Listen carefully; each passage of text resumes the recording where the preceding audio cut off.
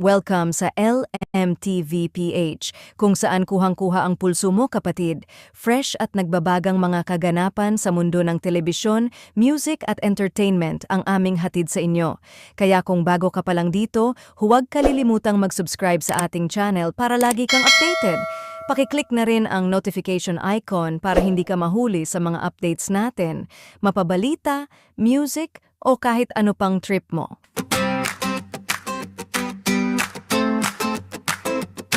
Bago ang lahat, silipin muna natin ang mga paboritong Vibe Jocks na nominado sa prestihiyosong 2026 Laureus Nobilis Media Excellence Awards. Ang award-giving body na ito mula sa Lyceum of the Philippines University Cavite ay kilala sa pagkilala sa mga programang may integrity at excellence, at kitang-kita naman natin na deserve yan ng ating mga Vibe Jocks na sina Ana Ramsey at Joao Constancia. Gayon din ang mismong programang Vibe na nominado din sa Media Excellence in a Variety Show. Ang pagiging energetic at laging on point ni Vibe Jock Ana ang nagbigay sa kanya ng nomination para sa Media Excellence in Variety Show Hosting, Female category. From her powerhouse vocals to her witty banters, sino bang hindi mapapa-vibe sa kanya?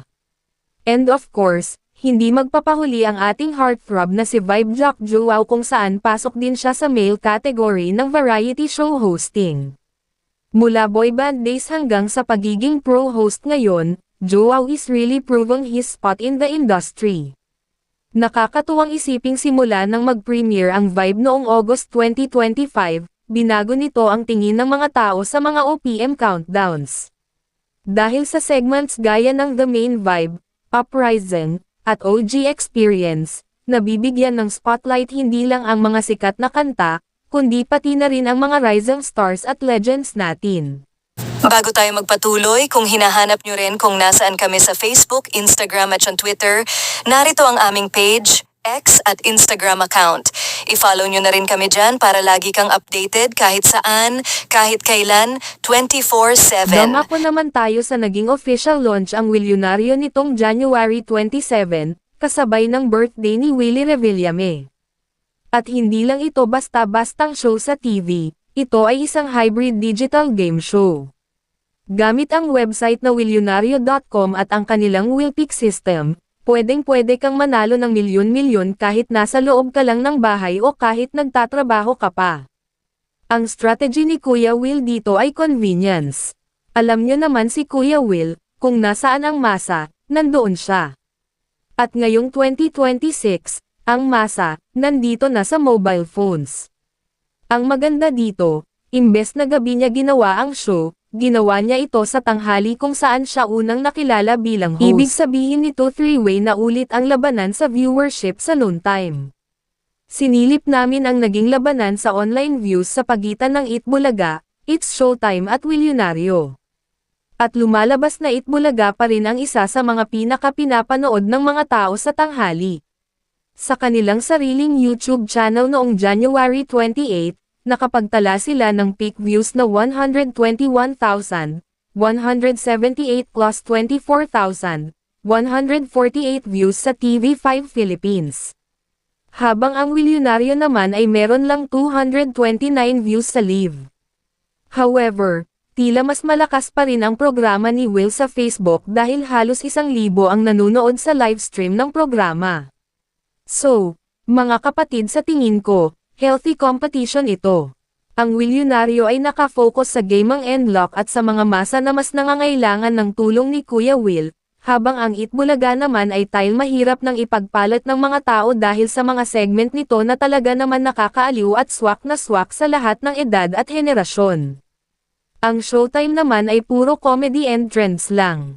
Kumbaga, may kanya-kanya silang market o viewers. Samantala, pag-usapan natin ang isang post sa social media na gumawa ng ingay kamakailan lang kung saan ang TV5 daw ay bilang nangulelat sa ratings. Totoo kaya ito? Ayon kasi sa isang lumabas na art card na pinost ng isang satire pro kapamilya page, lumalabas umanong 1.0 rating lang daw ang nakuha ang TV5 matapos mawala ang mga programa ng ABS-CBN sa primetime slot nito. Habang ang mga katapat nitong channel na A to Z, All TV at Kapamilya Channel ay tila umangat sa 2nd hanggang 4th place. Tila pinapalabas umano ng page na ito na nangulelat ang 5 mula noong nag-pull out ang mga kapamilya shows sa primetime slot ng 5 at ang natira na lang ay ang Tutoy Bato. Atin linawin ang isyo na ito. Habang totoong naging malaking kawalan ang pag-alis ng ABS-CBN shows sa TV5 ngayong January 2026, hindi ibig sabihin nito ay nangulelat na talaga ang kapatid network.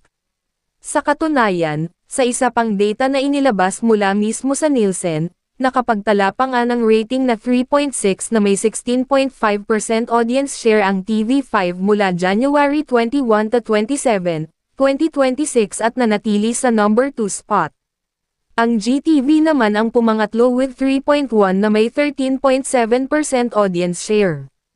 Nananatiling numero 1 sa buong bansa ang GMA7 na may rating na 9.8 with 45.1% audience share. Near-represent nito ang buong daytime, afternoon at primetime block. Inuulit namin whole day performance ang pinag-uusapan, hindi lang sa primetime.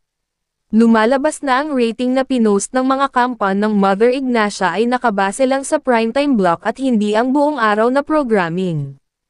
Tandaan natin ang TV5 ay mas malakas sa daytime dahil marami pa ring kababayan natin ang nanonood sa Itbulaga.